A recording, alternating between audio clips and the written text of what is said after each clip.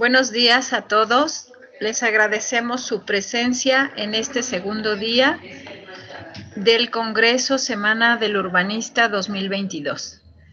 Pues bueno, ahora le damos la bienvenida a la maestra Denise Larracilla Razo. Ella es magíster en Desarrollo Urbano en la Pontificia Universidad Católica de Chile y diseñadora urbana ambiental por la Benemérita Universidad Autónoma de Puebla. En el ámbito municipal ha coordinado la elaboración de instrumentos normativos y de planificación urbana, así como estructuras institucionales para promover y atender la movilidad urbana sustentable, espacio público y seguridad vial desde la acción gubernamental. A nivel estatal ha coordinado el desarrollo de ejercicios de experimentación urbana bajo un esquema de trabajo colaborativo entre los sectores social, académico, público y privado. En el sector privado ha proporcionado acompañamiento técnico a gobiernos locales para el desarrollo de proyectos de mejoramiento urbano con énfasis en movilidad sustentable y perspectiva de género. Pues para mí es un gustazo poder presentar a la maestra Denise, quien también la conocí ahí en la NEDUB, y que bueno, te cedo la palabra, Denise. Muchas gracias. Hola Juan, muchas gracias por la presentación. Bueno, un placer saludarte por estos rumbos. Y pues agradecerles a ti, al colegio, al CUDAEF y a la NEDUP por la invitación, por la consideración, es un honor. Y felicitarlos sobre todo por darle continuidad a este evento tan bonito que pues surgió hace creo que ya 14 años. Por iniciativa pues, de estudiantes en algún momento y que fue al que fueron sumándose pues, muchas más iniciativas. Entonces, pues qué padre que todos podamos ser testigos de esta continuidad. Bueno, pues yo les voy a hablar de, bueno, la siguiente, por favor. Gracias. El título es Mirar la movilidad desde el lente de género y en la siguiente diapositiva les voy a compartir un poquito sobre las motivaciones para hablarles del tema de este día de hoy. Pero, bueno, perdón que sea un poquito autorreferencial, pero pues, creo que es mejor contar así las historias desde la experiencia propia, ¿no? Cuando estudiaba diseño urbano ambiental, que ahora es una licenciatura extinta, coincidió que se detonó como una oleada muy fuerte de grupos de activistas y de organizaciones no gubernamentales para impulsar una forma diferente de concebir la movilidad, reconociendo sobre todo que tanto las políticas de desarrollo urbano como las políticas de transporte pues no eran sostenibles desde el punto de vista ni ambiental, ni social, ni económico. Y esto motivó a que tanto su servidora como otras personas, y otras estudiantes contemporáneas, comenzamos a dedicar pues nuestras tesis de licenciatura a analizar un poquito el status quo de la movilidad en contextos específicos, como en el caso de Puebla, pero también a plantear pues algunos bocetos de soluciones. Y bueno, el impulso de un modelo de movilidad más sustentable en la última década, al menos en nuestro país, pues sin duda puedo decir que ha sido un esfuerzo monumental de muchas personas desde diferentes trincheras, desde el activismo, desde los estudios, desde la política, y que poco a poco pues se han ido reflejando en políticas tanto nacionales como a nivel local, también en la generación pues de nueva normativa y en el diseño de nuestras ciudades, ¿no? Y sabemos que si bien aún queda pues mucho por hacer, en lo personal considero que tenemos muchas más bases y referencias ahorita de las que teníamos hace 10 años, y yo creo que pues también Juan Contreras, que ha sido pues un gran activista en esta materia y un dedicado desde los estudios, pues también creo que puede constatar que el escenario está mucho mejor en este momento que hace una década. Sin embargo, a mí me parece que en esta búsqueda por promover formas pues más sustentables de movernos en nuestras ciudades, hemos tenido un poquito como una deuda con el enfoque social y el enfoque hasta como experiencial de la movilidad cotidiana. Y en particular sobre qué tanto estamos incluyendo la perspectiva de género en el análisis de la movilidad. En mi caso no tenía mucha conciencia de ello hasta que por diferentes iniciativas ciudadanas y después ya en la maestría tuve la oportunidad de encontrarme con docentes y con literatura muy interesante que me permitió pues caer en cuenta que no era suficiente concebir a las personas en tanto peatones o ciclistas o conductores de vehículos motorizados, sino también reconocer que existen otras condiciones, como es el género, pues que tienen un gran peso tanto en las experiencias, en las dinámicas o en las barreras de movilidad pues de las personas. Y que por tanto pues son muy importantes de considerar tanto en los estudios de movilidad como en la toma de decisiones. Y bueno, para iniciar me gustaría empezar a abordar algunos conceptos que nos van a permitir introducirnos al resto de la presentación y que son conceptos que generalmente no son muy claros o que solemos utilizar como sinónimos. Por un lado tenemos al sexo y por esto vamos a entender a las categorías biológicas, hombre, mujer o persona intersexual, a las que pertenecemos los seres humanos en función de nuestras características sexuales y nuestros cromosomas. Es decir, una situación más física y genética, ¿no?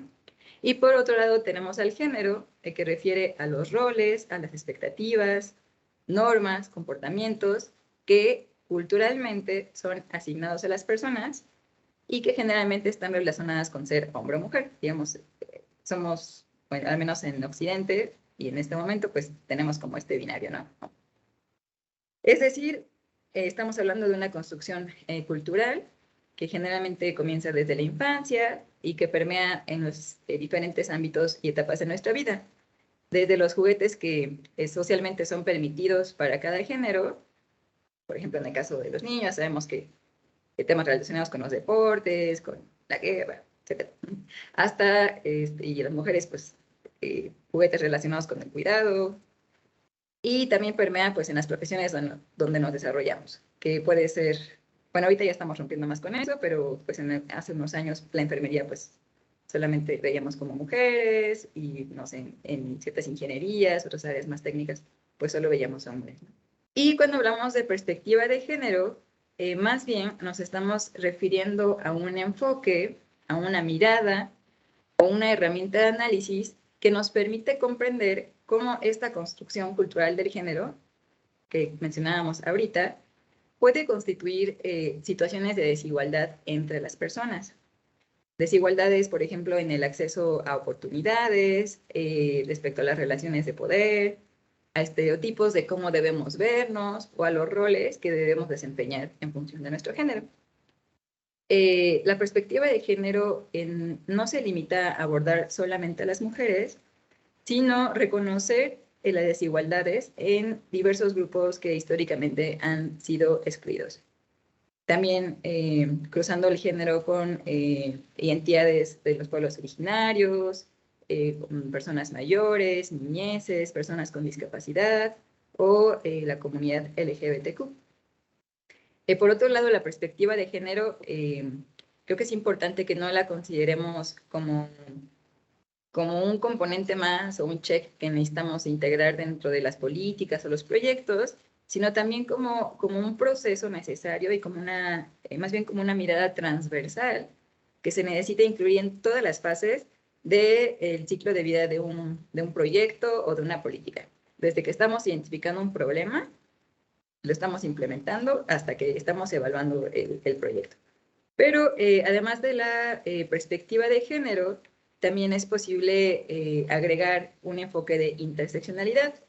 No sé si hayan escuchado de este concepto, pero este enfoque nos permite reconocer que el género no es la única categoría que define nuestra identidad, por supuesto, ¿no?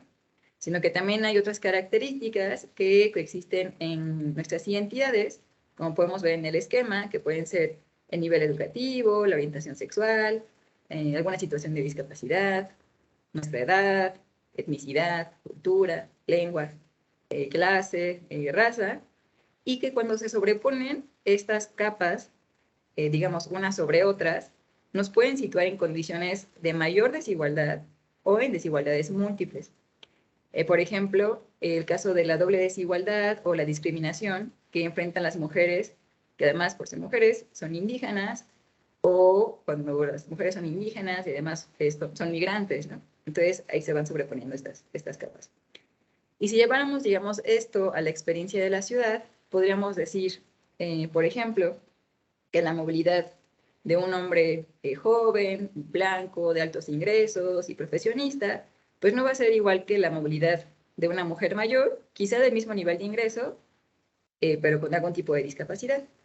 Como tampoco la movilidad de esta mujer mayor con altos ingresos y alguna discapacidad va a ser va a ser igual a la movilidad de una mujer de la misma edad, de bajos ingresos y que vive en la periferia.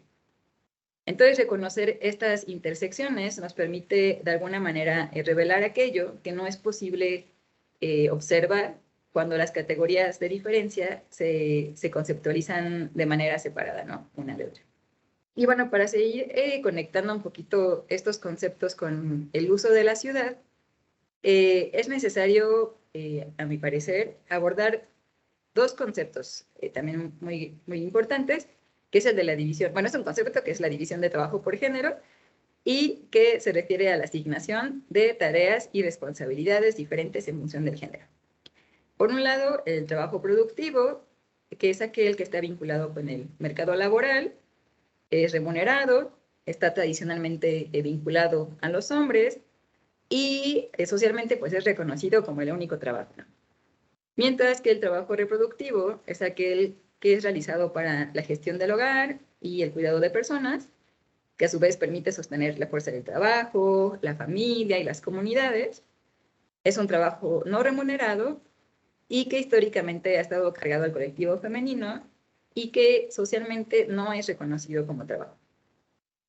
También sabemos que a través de diversas transformaciones socioeconómicas y socioculturales, pues actualmente ni todos los hombres realizan solo trabajo productivo, ni todas las mujeres se dedican exclusivamente al trabajo reproductivo, pero se siguen manteniendo pues estos roles en gran medida. Bueno, si bien es cada vez más común que las mujeres participen del mercado laboral, los hombres no han participado en la misma medida en las labores reproductivas y de cuidado. Y esto lo podemos comprobar a través de datos duros. En México, por ejemplo, como pueden ver en esta tabla, las mujeres trabajan 6.2 horas más que los hombres a la semana. Estas horas de trabajo incluyen el trabajo en el mercado laboral y el trabajo no remunerado, que es el trabajo que podemos considerar como doméstico, ¿no? Incluso en la tabla podemos ver que las horas que las mujeres dedican al trabajo no remunerado para los hogares es más del doble que el tiempo que destinan los hombres.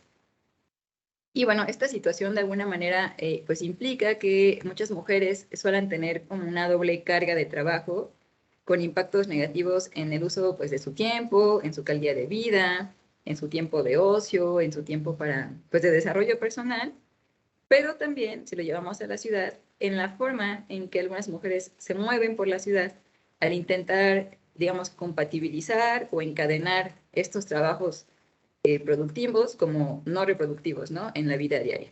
Se vuelve mucho más complejo. Y bueno, esta es una caricatura que consideramos que expresa muy bien esta carga de trabajo. Y que además pues se vio como muy intensificada esta situación con el confinamiento por el COVID-19, según algunas investigaciones que se realizaron aquí en Latinoamérica, ¿no?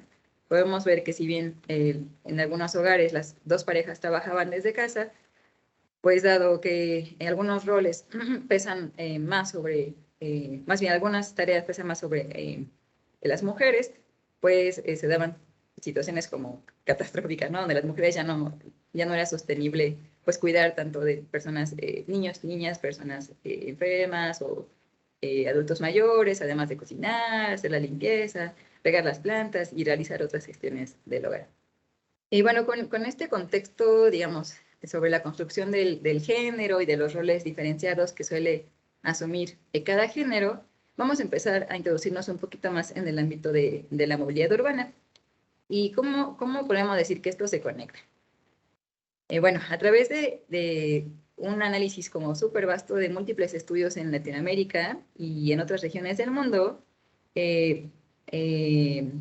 algunos, bueno, incluso el Banco Mundial, el Banco Interamericano de Desarrollo, han identificado que los roles de género también tienen una influencia en la forma en que las mujeres y los hombres se mueven por la ciudad y que pueden variar en los motivos o propósitos de viaje, en los modos de transporte que utiliza cada uno, en los orígenes y destinos de estos viajes, en las distancias que recorren, en los horarios, los elementos que cargan cuando viajan y el acompañamiento de viajes, es decir, que tanto viajan no acompañados o acompañando a alguien.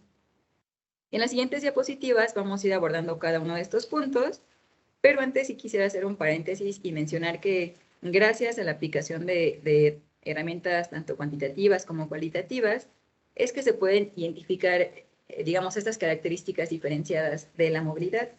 Y por ello es muy importante desarrollar estudios de movilidad que permitan conocer la realidad, así como nos mencionaba pues también el maestro Javier Berra.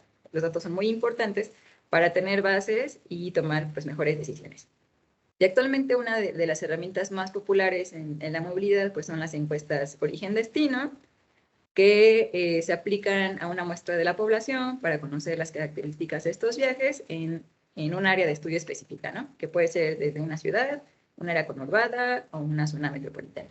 Y una de las preguntas que se preguntan en estas encuestas de origen-destino es justo consultar a las personas cuál es el propósito, cuál es el motivo, la razón por la cual realizaron su viaje o sus viajes, ¿no? Porque incluso en un día pues podemos tener distintos viajes y por tanto distintos propósitos. Y para desarrollar este punto me gustaría referirme un poquito a una parte de un análisis que realicé en la tesis de la maestría para la ciudad de San Pedro de la Paz en Chile. Para darles un poquito de contexto, esta es una ciudad que forma parte de la segunda zona metropolitana más grande del país, después de Santiago, y es una ciudad altamente motorizada, dispersa y fragmentada en términos urbanos, la anticiudad. Y en este ejercicio analizamos los propósitos de viaje identificados en su encuesta origen-destino. Los propósitos de viaje, al igual que en la mayoría de los, o todas, ¿no? Las encuestas origen-destino, están clasificados en pequeñas categorías que pueden ver ahí en las gráficas, como son los viajes por trabajo, por estudio, salud, acompañamiento, compras, trámites, recreación y otros, ¿no? Esos son los más famosos, digamos. Y lo que hicimos fue analizar los viajes de hombres y mujeres por separado. Y si damos un vistazo así rápido a las gráficas, podemos notar que para ambos géneros los viajes de trabajo son los que parecen que cobran mayor protagonismo en la movilidad diaria, aunque la proporción de viajes laborales pues sí es poco mayor para los hombres. Y además de esto podemos ver que muy por debajo de estos viajes laborales también podemos encontrar los viajes por estudio o los viajes de compras y de trámites en caso de las mujeres. Pero ahora vamos a hacer un ejercicio distinto. O sea, ¿qué pasaría si estas categorías las clasificáramos de otra forma, considerando un enfoque al que llamamos movilidad del cuidado? Este término es acuñado por una arquitecta urbanista española que se llama Inés Sánchez de Madariaga. Si tienen la oportunidad de buscar literatura de ella, es súper buena. Y que refiere a aquellos viajes que están relacionados con las actividades no remuneradas para reproducir la vida diaria, y en donde se incluye el cuidado de otras personas para el mantenimiento, el cuidado de otras personas y para el mantenimiento del hogar. Por ejemplo, tenemos viajes para acompañar a niñas y niños al colegio, viajes para realizar compras para el hogar, viajes para acompañar a personas enfermas al servicio médico, o para realizar gestiones, para realizar trámites, digamos, todo lo que está relacionado con el trabajo reproductivo y de cuidado. Aquí estamos regresando a la gráfica que les había enseñado anteriormente, y lo que hicimos como parte del análisis de la tesis fue identificar aquellos propósitos de viaje que estuvieran relacionados con el cuidado y que son los que están como marcados o subrayados en turquesa, que son los viajes por salud, acompañamiento, compras, trámites y otros que tuvieran pues esta relación. Y clasificarlos en una nueva macrocategoría que denominamos la del cuidado. Aquí esto tiene una acotación, ¿no? O sea, ni todos los viajes por salud, ni acompañamiento, ni compras son o bueno, más bien voy a poner un ejemplo claro. No todos los viajes de trámites son precisamente para el cuidado, pero no contábamos con otro acercamiento porque en las encuestas de origen-destino no se tiene ese enfoque desde el inicio. Entonces, más bien fue como una aproximación, pero que nos iba a permitir pues tener al menos una línea base referencial. Y bueno, desde este nuevo enfoque, sí podemos apreciar que, o sea, sí, la proporción de viajes por trabajo sigue siendo mucho mayor para hombres, pero además la proporción de viajes de cuidado es mucho mayor en mujeres que hombres, e incluso, bueno, aquí en esta gráfica, ya con la nueva clasificación que hicimos, vemos que el cuidado, digamos, el trabajo sigue siendo mayor para los hombres, pero además la proporción de los viajes de cuidado es mucho mayor en mujeres que en hombres. Y estos viajes de cuidado incluso superan por mucho los viajes de trabajo que realizan las propias mujeres, ¿no? Entonces aquí nos damos cuenta que cuando se analizan de manera desglosada, o sea, separada, los propósitos de compra, salud y otras actividades relacionadas con el trabajo reproductivo, como las gráficas de la izquierda, pues el peso de los viajes no parece tan importante respecto de los viajes de trabajo, incluso para el caso de la movilidad de las mujeres. Pero cuando los analizamos, digamos, bajo la categoría de cuidado, es cuando ya empiezan a cobrar más visibilidad. Y por tanto, pues también vemos que se reflejan los roles de género en la forma en que nos movemos por la ciudad. Y bueno, esta situación no aplica solo a Chile, sino que se ha demostrado que, al menos en Iberoamérica, ocurre en la mayoría de las ciudades. Y esta es una gráfica de un estudio de movilidad con perspectiva de género que realizó el Banco de Desarrollo de América Latina en la Ciudad de México. Y como puede observarse, para los hombres los viajes de trabajo son los más representativos, mientras que en las mujeres la movilidad laboral y las de cuidado son las más representativas, pero además son hasta equiparables, ¿no? Y respecto a los orígenes y destinos que les mencionaba, diversas investigaciones en varias ciudades del mundo también han identificado que los viajes de hombres tienen un patrón mucho más pendular, es decir, que va de un punto a otro, de la casa al trabajo y del trabajo a la casa, o lo que solemos llamar el commuting.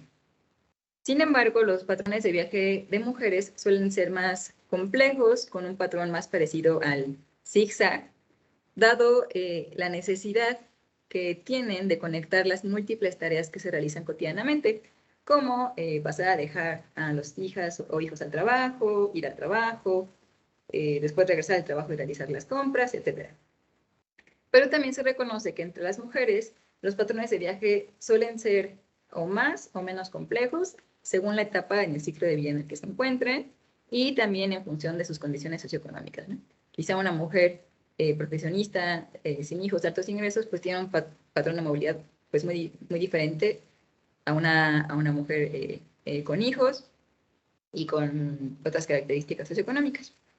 Y ahorita les voy a mostrar unas gráficas que realizó el mismo Banco de Desarrollo de América Latina, la CAF, con base en la encuesta Origen-Destino de la Ciudad de México. En estas, creo que no le puse el título, pero del lado izquierdo pueden ver los viajes laborales de hombres y del lado derecho los de mujeres. Estos viajes laborales se concentran en el centro de la ciudad. Sin embargo, los viajes de cuidado, que están expresados en estos dos mapas, igual de izquierda hombres, derecha mujeres, estos viajes de cuidado se realizan de manera más dispersa en el territorio. Esto nos permite cuestionarnos de alguna forma qué tanto las políticas de planificación o de diseño urbano y de transporte se están promoviendo en estas otras áreas urbanas que no son el centro, para dar cabida a aquellos viajes que tampoco son de largas distancias, sino que más bien son viajes locales, ¿no? Como ir a comprar algo a la recaudería o como ir a la escuela de las niñas y niños. Y que además pues son viajes que permiten pues sostener la vida, ¿no? Entonces, como vemos, los viajes de cuidado se desarrollan a lo largo de la ciudad, pero justo es la pregunta, ¿qué tanto las inversiones de movilidad o el mejoramiento de banquetas o el mejoramiento del transporte público se está realizando como en estas periferias? Y si hacemos la reflexión, quizá las mayores inversiones también de movilidad se están realizando pues en los distritos o las zonas más céntricas, que es justamente donde se realizan pues estos viajes más pues laborales, no productivos. Otros elementos que también son diferenciados en nuestros viajes o nuestra movilidad en función del género, pues es el acompañamiento de viajes. También se sabe por diversos estudios aplicados en múltiples ciudades que las mujeres generalmente viajan acompañando a niñas y niños, a personas mayores o con movilidad reducida. Y también suelen moverse con carriolas, con bultos o con bolsas de compras en mucha mayor proporción que los hombres. Otro de los elementos que hacen que los viajes sean diferenciados por género son los modos de transporte. Está muy estudiado que las mujeres realizan una mayor proporción de viajes a pie. Lo podemos ver en el caso de la ciudad de Santiago o en la ciudad de Bogotá, que los viajes en bicicleta son mucho menores en mujeres que en hombres, por mucho, que las mujeres suelen hacer un mayor uso del transporte público que los hombres, y lo podemos ver en el caso de Santiago, de Buenos Aires o de Montevideo, y si lo aplicamos en México vamos a encontrar un panorama similar, y que las mujeres utilizan mucho menos, o más bien conducen mucho menos los automóviles que los hombres. Y bueno, estas diferencias de alguna manera están relacionadas con las desigualdades socioeconómicas y con los roles pues, sociales que existen entre los géneros. Por ejemplo, las mujeres suelen tener más restricciones económicas que los hombres para poder adquirir un automóvil propio, pero también existe un reparto desigual de los recursos domésticos cuando existe un auto en casa, ya que generalmente es un hombre quien conduce este auto, ¿no? Con estos datos podríamos decir que, o sea, en conclusión, pues que las mujeres utilizan modos de transporte pues más sustentables que los hombres, si caminan más, usan más el transporte público, y si bien esto podría considerarse como favorable desde el punto de vista ambiental, pues también se sabe que el uso del transporte público por parte de las mujeres pues no es necesariamente una elección personal. A través de algunos grupos vocales que se han implementado en algunas ciudades, se ha identificado que las mujeres son más propensas o tendrían mayor propensión a cambiar el transporte público por otra movilidad, otra modalidad de transporte, si es que tuvieran la posibilidad de hacerlo, por razones como la percepción de inseguridad, las experiencias de acoso sexual, la mala calidad del servicio o la inconveniencia de las rutas, para poder realizar y conectar las actividades que realizan cotidianamente. Por tanto, es bien importante salvaguardar estos hábitos de movilidad sustentable que tienen las mujeres y evitar que las diversas fallas en el sistema de transporte público y del espacio público pues puedan desincentivar, digamos, estas prácticas, ¿no? Y bueno, después de este recuento de la movilidad, entonces yo aquí preguntaría por qué es importante mirar a las ciudades y al territorio a través de la perspectiva de género. Y bueno, yo aquí diría que generalmente cuando se planifica la ciudad, se piensa pues en un usuario neutral, ¿no? O al menos creo que así muchos aprendimos. Como que una ciudad que nos sirva a todos, pero en realidad pues no le damos o asignamos como una identidad. Entonces pensamos en un usuario que experimenta de la misma forma el espacio, con los mismos desafíos y con las mismas necesidades. Y generalmente este tipo de usuario, o al menos históricamente este tipo de usuario como imaginario, pues está correspondido a un perfil, ¿no? Un hombre joven, sin discapacidad y productivo, ¿no? Que se dedica solo a las labores productivas. Y esto también puede relacionarse, es una hipótesis nada más, pues con que las personas que históricamente han estado a cargo de la planificación de las ciudades, de su diseño y su construcción, pues han sido tradicionalmente hombres, en su mayoría, y que de manera inintencionada, o quizá no, no, sí, inintencionada, pues han diseñado la ciudad conforme la manera en que experimentan la ciudad. Esa es una hipótesis. Sin embargo, digamos, esta forma de planificar, pues sí limita la capacidad de reconocer que existe una diversidad de personas con diferentes necesidades, ¿no? Y esta invisibilización, pues no nos permite atender los obstáculos que generan desigualdad en la ciudad. Entonces, pues mirar la ciudad desde el modelo de desarrollo urbano que tenemos, desde el espacio público, el sistema de movilidad, nos permite de alguna manera identificar que hay características diferenciadas en las personas que se relacionan con los aspectos socioculturales y que influyen en la forma en que usamos la ciudad. También nos permite reconocer que estas características diferentes, como el género, la edad, la condición de discapacidad, pueden ser factores de desigualdad, pero que además se agudizan cuando la ciudad se diseña para quienes pueden acceder a un auto, o cuando los equipamientos urbanos están lejos de casa, o cuando el estado del espacio público es de mala calidad. Y si bien estas son condiciones que vivimos tanto mujeres como hombres, pues ya vimos que los impactos no van a ser igual cuando nos ponemos los lentes de género. Y aún más cuando empezamos a sobreponer pues otras capas de desigualdad, como habíamos comentado. Por eso, comenzar a observar la realidad desde la perspectiva de género, pues nos permitirá de alguna manera plantear pues formas más inclusivas e integrales para abordar pues estas brechas. No, pues también comentarles pues que ya metiéndonos en un tema no solo de movilidad, sino de espacio público, pues también el entorno construido pues puede contribuir con factores relacionados a la violencia de género, ¿no? Y el Banco Mundial ha identificado, bueno, todos hemos identificado, yo creo, como ciertos factores, como son la mala iluminación, calles estrechas, zonas desiertas, muros ciegos o espacios sin vigilancia natural que contribuyen a la percepción de inseguridad, pero como decíamos, pues que tienen un impacto diferenciado para hombres y para mujeres. En un estudio aplicado en la Ciudad de México, esto se me hizo muy interesante, se identificó que de una encuesta que se realizó, el 70% de las mujeres expresó que de alguna manera, en algún momento de su vida, su cotidianidad, ha modificado su ruta diaria de movilidad para evitar el acoso, llegando a desarrollar estrategias como faltar, llegar tarde, cambiar de trabajo, cambiar de escuela o incluso hasta mudarse de barrio para poder sentirse más seguras. Pues como que la reflexión final pues sería eso, ¿no?